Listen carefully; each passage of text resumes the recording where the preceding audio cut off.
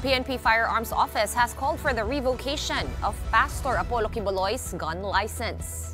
What do you have, Gerard?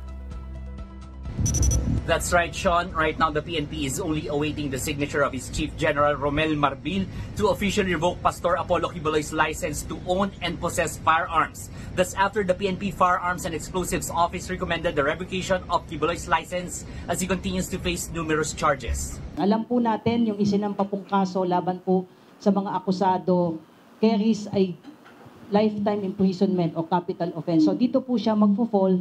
Henceforth, ang Firearms and Explosive Office po ay nagrekomenda para i-revoke at i-cancel po yung license to own and possess firearms and registration of firearms para po kay Pastor Quiboloy at isa po pong akusado. At yan po ay iniintay na lamang po nating mapirmahan ng ating Chief PNP po.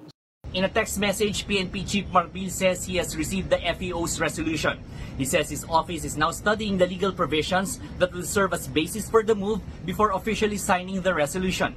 I don't want to preempt po yung magiging decision po ng PNP, but ang Chief PNP po natin ay pag-aaralan po ito. May mga legal officers po ng Chief PNP at malinaw naman po na may basehan po itong recommendation po ng FEO. But hintayin po natin yung formal na pagpirma po ng ating Chief PNP. And hopefully within the week po ay lalabas po yung approved decision po ng ating Chief PNP. Based on the records of the PNP FEO, at least 19 guns are registered under Pastor Apollo Quiboloy's name. There are currently warrants for his arrest over alleged sexual abuse and human trafficking. Once Quiboloy's gun license is revoked, all his guns will be considered loose firearms and must be surrendered to authorities in 6 months.